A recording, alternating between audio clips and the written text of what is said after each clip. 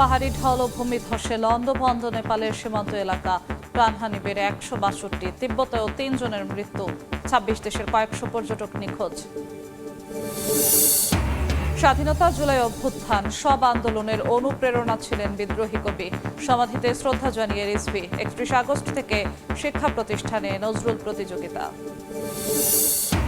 আজ বসছে ত্রয়োদশ জাতীয় সংসদের তৃতীয় অধিবেশন, উঠবে গুম, মানবাধিকার সহ 6টি বিল, জানালেন চিফ হুইপ। জুলাই সনদ সংবিধান সংশোধন ইস্যুতে জমে উঠতে পারে বিতর্ক।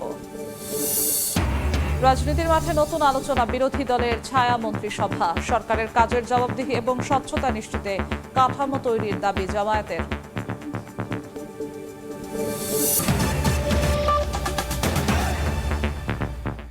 সময় সংবাদের সঙ্গে আছি আমি জিন্নাতারা যশোয়া। ভয়ঙ্কর পাহাড়ি ঢল ও ভূমিধসে লন্ডভন্ড নেপালের সীমান্ত এলাকা, প্রাণ গেল অন্তত 162 জনের। এখনও নিখোঁজ রয়েছেন 26 দেশের 5 শতাধিক পর্যটক, যাদের মধ্যে ভারতের 133, যুক্তরাষ্ট্রের 54, অস্ট্রেলিয়ার 34 এবং যুক্তরাজ্যের 33 জন নাগরিক। এছাড়া নেপালেরও 100 জনের বেশি মানুষের খোঁজ পাওয়া যাচ্ছে না। মার্কিন ভূতাত্ত্বিক জরিপ সংস্থা USGS জানিয়েছে, ভূমিকম্প নয় বরং ভূমিধসের কারণেই এই ঢলের সৃষ্টি হয়। প্রকৃতির ভয়ঙ্কর রূপের সাক্ষী হলো নেপালের রসুয়া অঞ্চল। পাহাড়ের বুক চিরে নেমে আসা ভয়াল ঢলে মুহূর্তেই বদলে গেছে অঞ্চলটির চিত্র। উন্মত্ত স্রোতে ভেসে গেছে শতাধিক ঘরবাড়ি, সেতু আর অসংখ্য যানবাহন। সময় যত গড়াচ্ছে ততই বাড়ছে প্রাণহানি ও নিখোঁজের তালিকা। প্রাথমিকভাবে ভূমিকম্পের পর পাহাড় ধস থেকে এই বিপর্যয়ের সূত্রপাত বলে ধারণা করা হয়েছিল। তবে মার্কিন ভূতাত্ত্বিক জরিপ সংস্থা USGS জানিয়েছে, ভূমিকম্প নয়, মূলত ভয়াবহ ভূমিধস থেকে এই দুর্যোগের শুরু। বরফ ও পাথরের বিশাল স্তূপ নদীর গতিপথে আছড়ে পড়ার পরই সৃষ্টি হয় আকস্মিক এই ঢল। মানুষের প্রাণহানির পাশাপাশি ব্যাপক সম্পদহানি হয়েছে। ত্রিশুলি বাজার পুরোপুরি ভেসে গেছে। বেত্রাবতী বাজার, ঢুঙ্গে ও দেবীঘাট বাজারও নদীর স্রোতে নিশ্চিহ্ন হয়ে গেছে। এখন সেখানে মাত্র 4 থেকে 5টি বাড়ি টিকে আছে।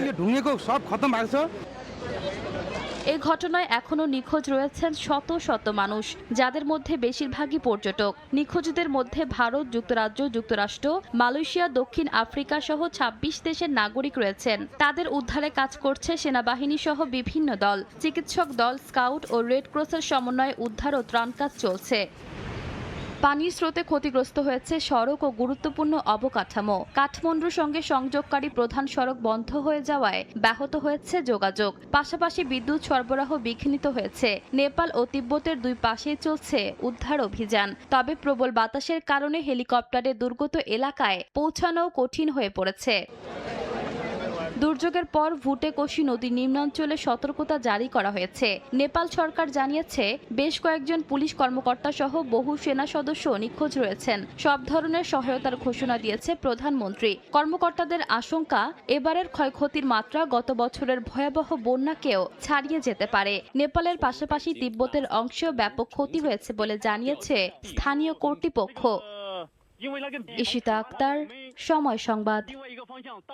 নেপালে ভয়াবহ বন্যায় প্রাণহানির ঘটনায় গভীর শোক প্রকাশ করেছেন প্রধানমন্ত্রী তারেক রহমান। সংকটময় মুহূর্তে নেপালকে যে কোনো প্রয়োজনীয় সহায়তা দিতে বাংলাদেশ সরকার প্রস্তুত বলে জানিয়েছেন তিনি। বুধবার এক শোক বার্তায় তিনি নেপালের প্রধানমন্ত্রী বালেন্দ্র শাহ এবং নেপালের জনগণের প্রতি বাংলাদেশের সরকার ও জনগণের পক্ষ থেকে আন্তরিক সমবেদনা জানান। শোক বার্তায় প্রধানমন্ত্রী বলেন, নেপালে ভয়াবহ বন্যায় বিপুল সংখ্যক মানুষের প্রাণহানির মর্মান্তিক ঘটনায় তিনি গভীরভাবে শোকাহত ও ব্যথিত।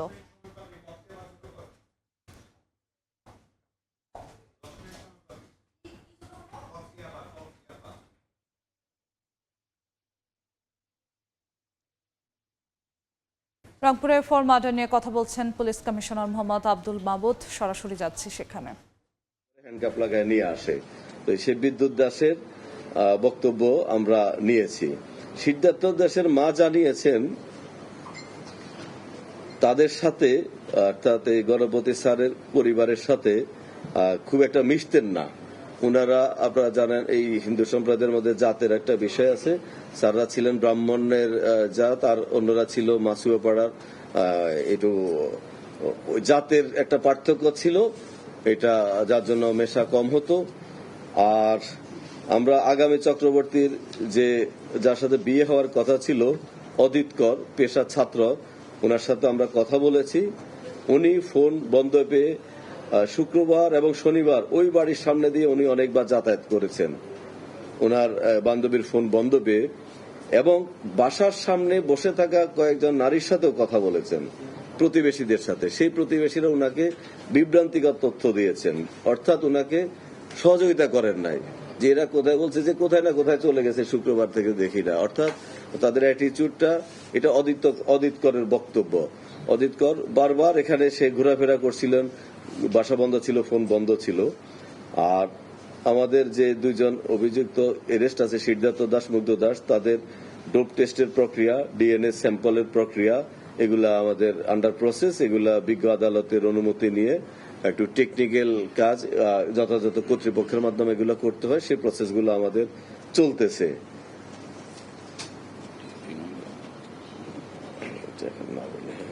আর যে বন্ধুর সীমান্ত দেশের বাসায় ওই ঘটনার আগে তারা 3টা ইয়াবা সেবন করেছিল, সেই সীমান্ত দাস কোর্টে স্বীকারোক্তিমূলক জবানবন্দি দিয়েছেন সাক্ষী হিসাবে। তো এই হলো আমাদের অগ্রগতি। আর মামলাটা এখনো তদন্তাধীন, এখনো চলমান রয়েছে। মামলাটার পরবর্তী কোনো আপডেট পেলে, যেহেতু এই মামলাটা অত্যন্ত চাঞ্চল্যকর মামলা, দেশ বিদেশের জনগণের সবার এটা জানার প্রতি আগ্রহ আছে, আমরা আপনাদেরকে ডেকে পরবর্তী তথ্য অগ্রগতি আমাদের পক্ষ থেকে যিনি থাকবেন তিনি আপনাদেরকে জানাবেন। আর আমার এই ঘটনাটা ঘটে গত 21 তারিখ রাতে, মামলাটা হয় 23 তারিখ। তো এর আগে আমার বদলি হয়ে আছে আরো 10 দিন আগে, এই মাসের 12 তারিখে, 12ই আগস্ট। এই 12ই আগস্ট তারিখে বদলি হয়ে আছেন আমার। তো সে যেখানে বদলি আছেন সেখানে যিনি আছেন উনার বদলি হয়েছিল না। সরাসরি যুক্ত ছিলাম রংপুরে 4 মার্ডার নিয়ে পুলিশের ব্রিফিংয়ে সম্পূর্ণ অংশ দেখতে ভিজিট করুন সময় টিভির ফেসবুক পেজে। গাজীপুরের কোনাবাড়িতে ঝুটের গোডাউনে আগুন লেগেছে, নিয়ন্ত্রণে কাজ করছে ফায়ার সার্ভিসের 5টি ইউনিট। সেখানে আছেন সহকর্মী মেহেদি হাসান, সরাসরি যাচ্ছি তার কাছে। মেহেদি,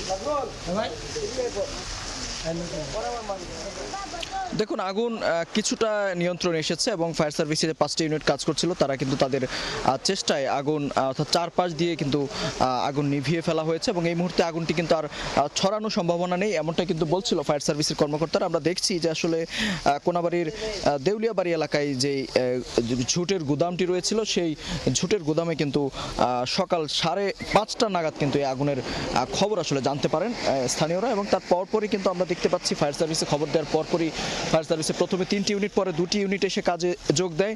তখন থেকে আগুনের আসলে সূত্র, আগুনের চারপাশে যখন ছড়িয়ে যাচ্ছিল তখন থেকে আসলে চেষ্টা করে যাচ্ছে ফায়ার সার্ভিস আগুনটি নিয়ন্ত্রণে নিয়ে আসে। কিছুক্ষণ আগেই আমরা 9টার দিকে আসলে দেখেছি ফায়ার সার্ভিস কিন্তু আনুষ্ঠানিকভাবে আগুনটি তাদের নিয়ন্ত্রণে রয়েছে, এমনটি তারা বলছে, এবং তারা যদি বলছে যে আগুনটি আসলে ছড়িয়ে যাওয়ার কোনো সম্ভাবনা নেই। একটু জানিয়ে রাখি যে গাজীপুরের কোনাবাড়ি এই এলাকায় কিন্তু অসংখ্য ঝুটের গুদাম রয়েছে এবং সেই ঝুটের গুদাম থেকে কিন্তু প্রতিনিয়তই এই আগুনের সূত্রপাত হয়ে থাকে, এবং এই বিষয়টি নিয়ে কিন্তু এর আগেও বেশ আলোচনা হয়েছিল। তার কারণ এখানে পর্যাপ্ত পানির সরবরাহ না থাকা এবং পর্যাপ্ত আসলে জলাধার না থাকার কারণে কিন্তু ফায়ার সার্ভিসের কর্মকর্তারা প্রতিনিয়তই কিন্তু এখানে আসলে আগুন নেভাতে বেশ বেগ পেতে হয় তাদের। এবং ঠিক তেমনি আজকের এই আগুনটিতেও কিন্তু তাদের পানির সংকট প্রথম থেকে দেখা দিয়েছিল, এবং তার পাশাপাশি আমরা দেখেছি কিছুক্ষণ আগেও বৃষ্টিপাত হয়েছে, তার আগে কিন্তু বাতাসের কারণে আগুনটি নিভাতে কিন্তু বেশ বেগ পেতে হয়েছে ফায়ার সার্ভিস আসলে যেমনটি জানিয়েছে যে ঝুটের গুদাম থাকা এখানে কিন্তু রাতে কেউ অবস্থান করেনি। তবে এখন পর্যন্ত কোনো নিখোঁজ কিংবা হতাহতের খবর না পাওয়া গেলেও তারা যেটি বলছেন যে আসলে আগুনটি কিছুটা নিয়ন্ত্রণে রয়েছে, এবং তার পাশাপাশি এখানকার আসলে কি পরিমাণ ক্ষয়ক্ষতি হয়েছে সেটিও কিন্তু এখন পর্যন্ত সুনির্দিষ্ট করে আসলে বলতে পারেনি কেউ। আমরা জানিয়ে রাখতে চাই যে এখানে বেশ কিছু ঝুটের গুদাম ছিল, এবং এখানকার মালিক যারা রয়েছেন তারা যেটি বলছেন তারা সকলেই রাতে এখানে আসলে তালা দিয়ে কিন্তু যে যার মতো বাড়ি থেকে অবস্থান করছিল, এবং সেই সকালেই কিন্তু তারা জানতে পারেন যে আগুনটি লেগেছে, এবং তার পরপরই এসে এখানে আসার আগেই কিন্তু মালামাল সব পুড়ে গিয়েছে এবং কেউ কিন্তু কোনো মালামাল আসলে এখান থেকে নিয়ে বের হতে পারেনি। সুতরাং বলাই যাচ্ছে যে বেশ ভয়াবহ একটি ক্ষতিগ্রস্ত হয়েছে ঝুট মালিকরা। তো এই ছিল গাজীপুরের কোনাবাড়ি থেকে আগুনের সবশেষ তথ্য আমার কাছে। গাজীপুর থেকে যুক্ত হয়েছিলেন সহকর্মী মেহেদি হাসান। স্বাধীনতা, জুলাই অভ্যুত্থান, সব আন্দোলনের অনুপ্রেরণা ছিলেন জাতীয় কবি কাজী নজরুল ইসলাম। ভোরে ঢাকা বিশ্ববিদ্যালয়ে কবি সমাধিতে শ্রদ্ধা নিবেদন শেষে বিএনপির ভারপ্রাপ্ত মহাসচিব রুহুল কবির রিজভী বলেন, বৈষম্য জুলুমের প্রতিবাদ করতে শিখিয়েছে নজরুলের কবিতা। এ সময় আগামী 31 আগস্ট থেকে শিক্ষা প্রতিষ্ঠানে নজরুল প্রতিযোগিতা শুরু হবে বলে জানিয়েছেন সংস্কৃতি প্রতিমন্ত্রী আলী নেওয়াজ মোহাম্মদ খোয়ম। ভোরের আলো ফোটার সঙ্গে সঙ্গেই বিদ্রোহী কবির সমাধিস্থল লোকে লোকারণ্য। বৃহস্পতিবার জাতীয় কবি কাজী নজরুল ইসলামের 50তম মৃত্যুবার্ষিকীতে ঢাকা বিশ্ববিদ্যালয়ে তার সমাধিতে শ্রদ্ধা জানান রাজনৈতিক বিভিন্ন সংগঠন সহ সর্বস্তরের মানুষ।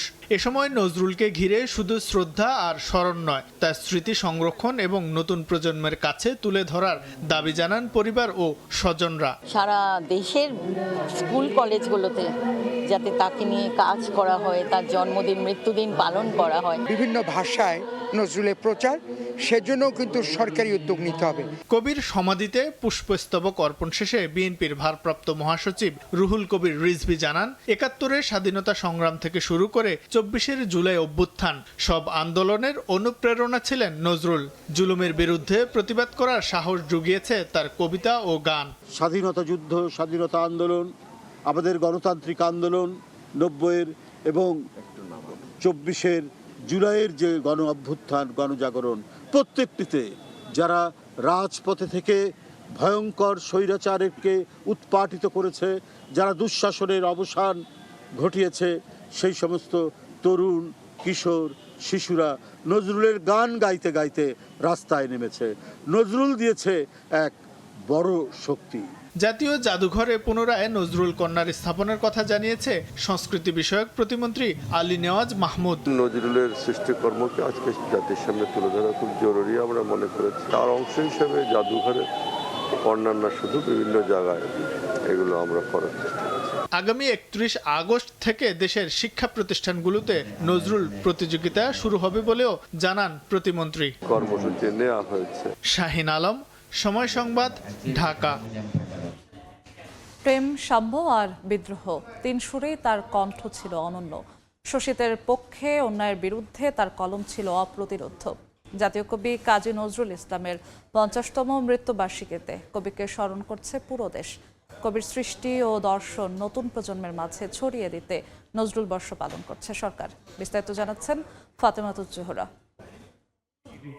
বল উন্নত মম শির, শির নেহারি আমারি নত শির ওই শিখর হিমাদ্রির। এই উচ্চারণে যে কবি পরাধীনতার শৃঙ্খল ভাঙার স্বপ্ন দেখেছিলেন তিনি কাজী নজরুল ইসলাম।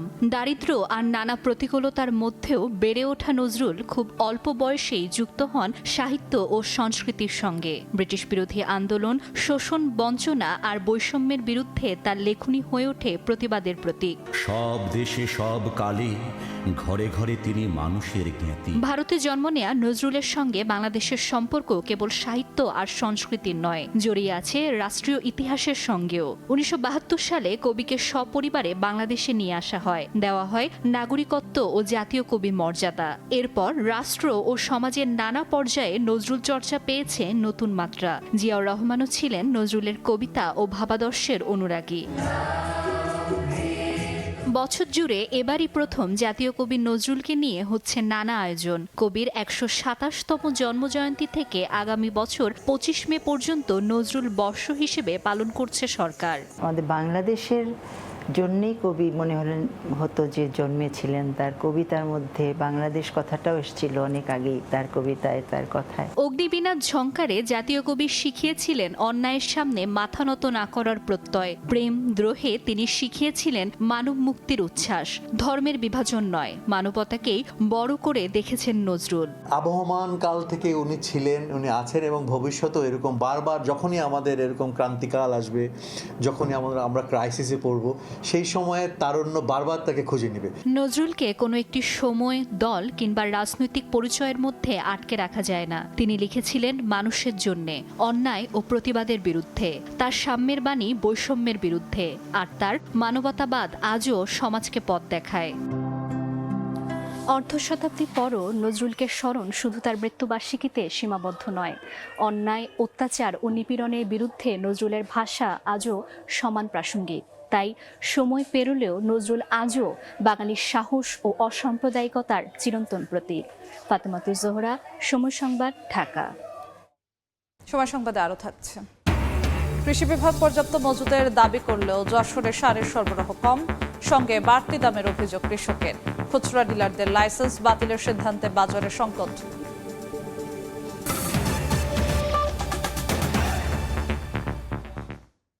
আজ শুরু হচ্ছে ত্রয়োদশ জাতীয় সংসদের তৃতীয় অধিবেশন। বিকেল ৩টায় অধিবেশন শুরু হবে। এবারের অধিবেশনে গুম, মানবাধিকার ও জমি সন্তানদের হস্তান্তর করার পর বাবা মায়ের ভরণ পোষণ সহ ৬টি গুরুত্বপূর্ণ বিল আসবে বলে জানিয়েছেন চিফ হুইপ। সংবিধান সংশোধন কমিটিতে বিরোধী দল যোগ দেবে বলে আশা তার। বিশ্লেষকরা বলছেন, এই অধিবেশনে সংবিধান সংশোধন, জুলাই সনদ বাস্তবায়ন সহ চলমান জ্বালানি সংকট ইস্যুতে বিতর্ক জমে উঠতে পারে সংসদে। রাজনীতির মাঠে নতুন আলোচনা, বিরোধী দলের ছায়া মন্ত্রিসভা। সরকারের কাজের জবাবদিহি এবং স্বচ্ছতা নিশ্চিতে এই কাঠামো তৈরির কাজ করছে জামায়াত। বিশেষজ্ঞরা বলছেন, ছায়া মন্ত্রিসভার ধারণা বাস্তবতায় রূপ পেলে টেকসই হবে দেশের গণতন্ত্র।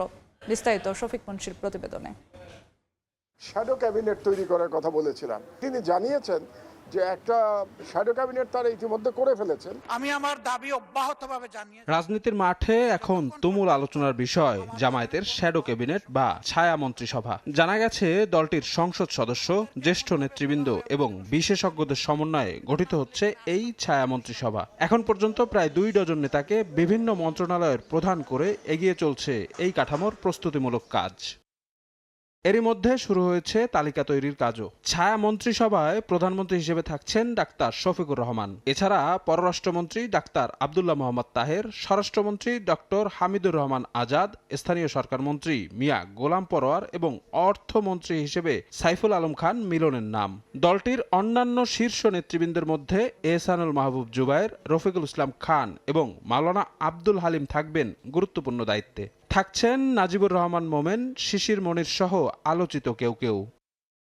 জামায়াতের নীতি নির্ধারণী পর্যায়ের নেতারা বলছেন, মন্ত্রণালয়ের কাজের স্বচ্ছতা ও জবাবদিহিতা নিশ্চিত করতেই দলটির এই উদ্যোগ। রাজনীতির গুণগত মান পরিবর্তনে এ পদক্ষেপ ভূমিকা রাখবে বলেও প্রত্যাশা তাদের।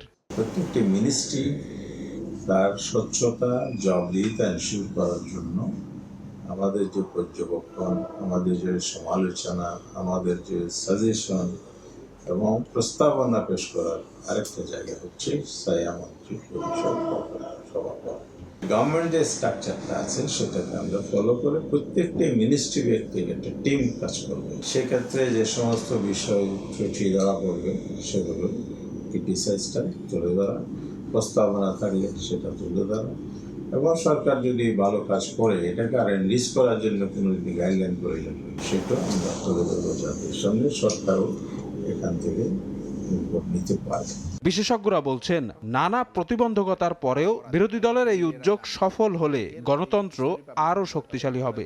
সাধারণত বিরোধী দলগুলো যেটা করে যে একটা গতানুগতিক সমালোচনা করা বা প্রতীকী সমালোচনা করা, সংসদ বর্জন করা অথবা রাস্তার কর্মসূচি দেওয়া ধরনের কাজগুলো করে। ওটার বাইরে এসে এ ধরনের একটা শ্যাডো ক্যাবিনেট করা, এটা হচ্ছে একটা গঠনমূলক রাজনীতি বা গণতান্ত্রিক চর্চা। এই ক্যাবিনেটটা বেসিকলি সমালোচনাকে স্পেশালাইজ করা, যে এক এক মন্ত্রণালয়ের সমালোচনা এক একটা টিম করবে, তাহলে সমালোচনাটা টেকনিক্যাল হবে বা পাল্টা পলিসি তারা যেগুলো দিবে সেগুলো আরেকটু রিসার্চ বেসড হবে। এটা একটু ব্যয়বহুলও, যদি প্রত্যেকটা মিনিস্ট্রিতে একজন করে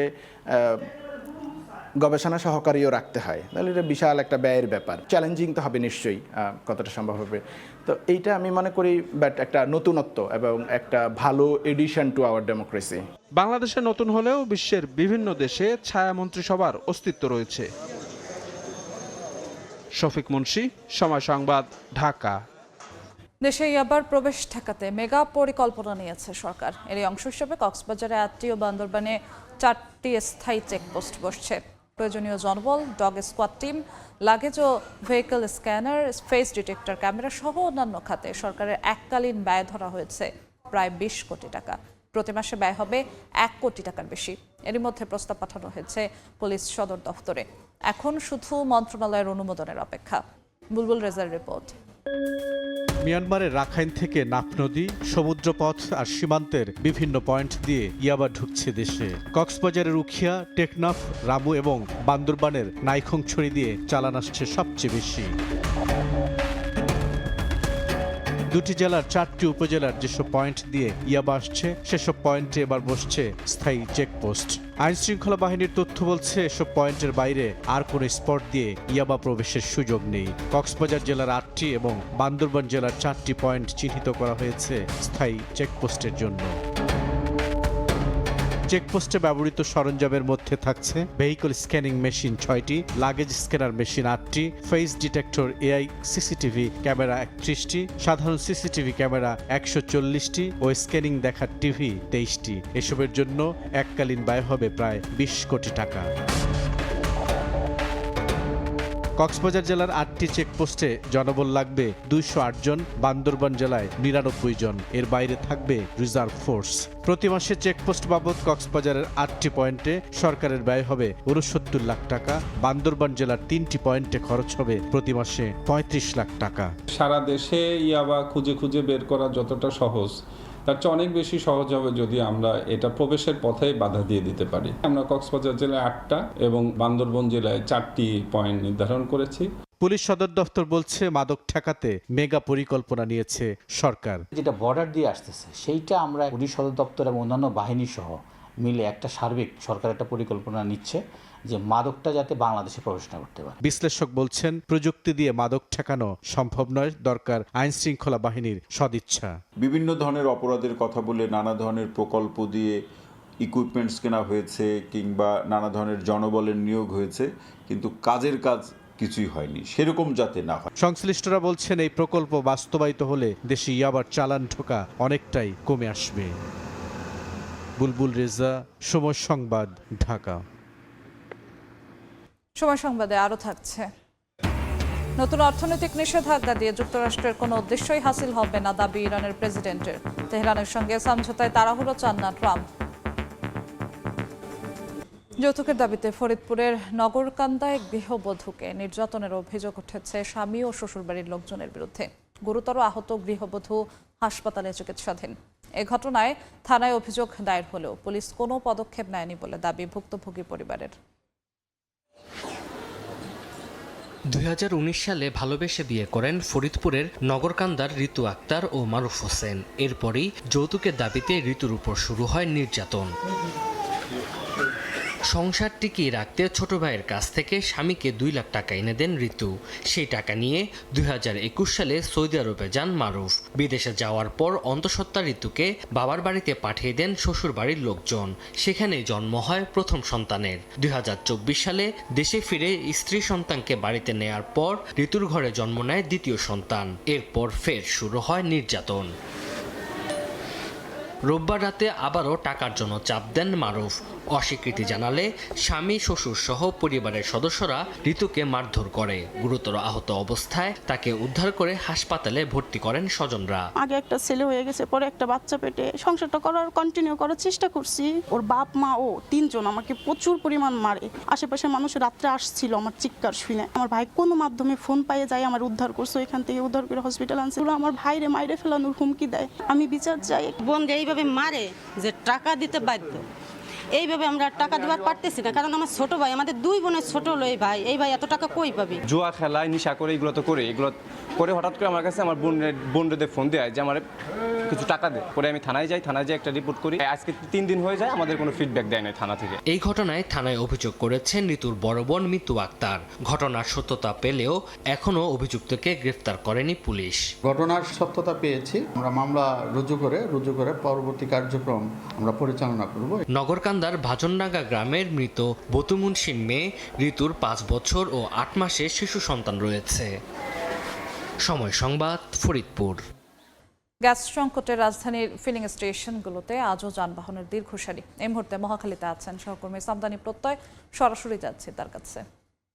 সামদানি, রাজধানীর প্রতিটি সিএনজি ফিলিং স্টেশনে যানবাহনের দীর্ঘ সারি এবং যানবাহন চালকদের ক্লান্ত মুখ, এটি এখন নিত্য নৈমিত্তিক চিত্র হয়ে গেছে প্রতিটি সিএনজি ফিলিং স্টেশনে। দর্শক, আপনাদেরকে যদি একটু আমরা দেখাতে চাই যে রাজধানীর এই মুহূর্তে আমরা মহাখালীর একটি সিএনজি ফিলিং স্টেশনে আছি। এখানে নিত্য নৈমিত্তিক প্রতিদিনের মতোই এখানে সিএনজি ফিলিং স্টেশনে যানবাহনের দীর্ঘ সারি রয়েছে।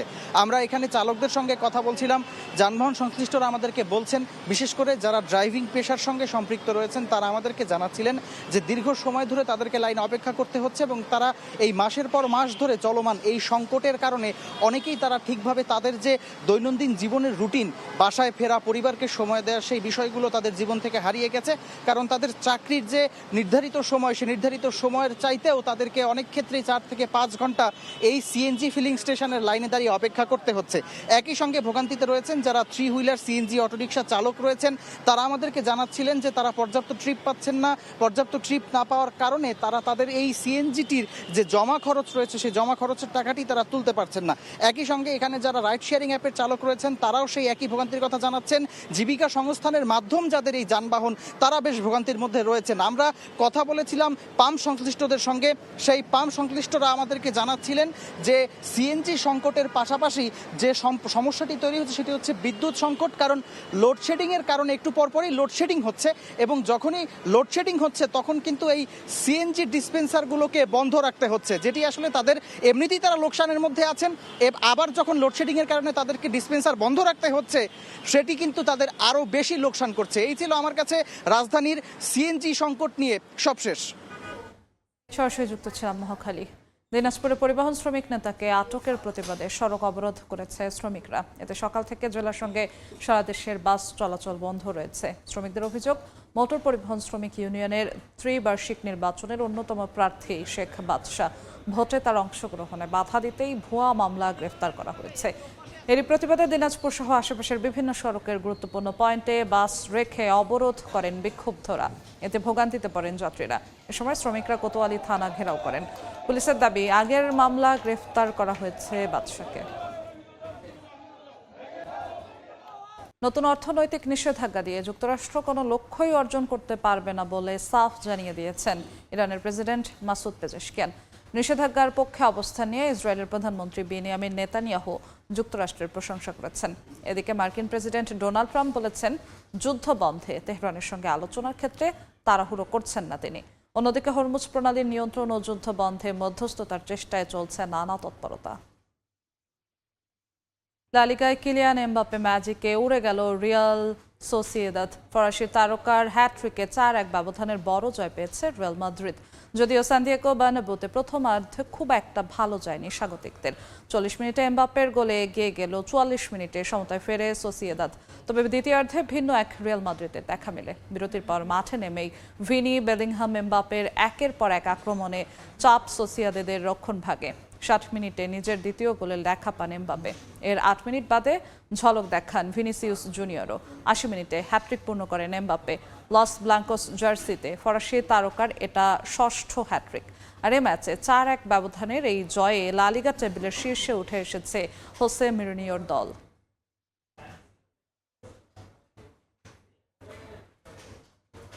এ পর্যায়ে শীর্ষ সংবাদগুলো জানিয়ে দিচ্ছি আরও একবার। পাহাড়ি ঢল ও ভূমিধসে লন্ডভন্ড নেপালের সীমান্ত এলাকা, প্রাণহানি বেড়ে 162। তিব্বতেও 3 জনের মৃত্যু। 26 দেশের কয়েকশো পর্যটক নিখোঁজ। স্বাধীনতা, জুলাই অভ্যুত্থান সব আন্দোলনের অনুপ্রেরণা ছিলেন বিদ্রোহী কবি। সমাধিতে শ্রদ্ধা জানিয়ে রিজভি। 31 আগস্ট থেকে শিক্ষা প্রতিষ্ঠানে নজরুল প্রতিযোগিতা।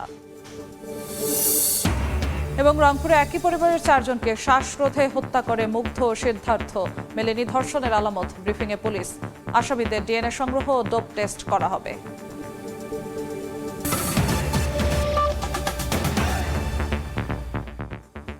এই ছিল সময় সংবাদ। এরপরে সময় বাণিজ্য নিয়ে সঙ্গে থাকবেন ইমদাদুল হক। যশো, আপনাকে ধন্যবাদ। এই সময়ের বাণিজ্য নিয়ে আসছি কিছুক্ষণ পর, সঙ্গে থাকুন সময়।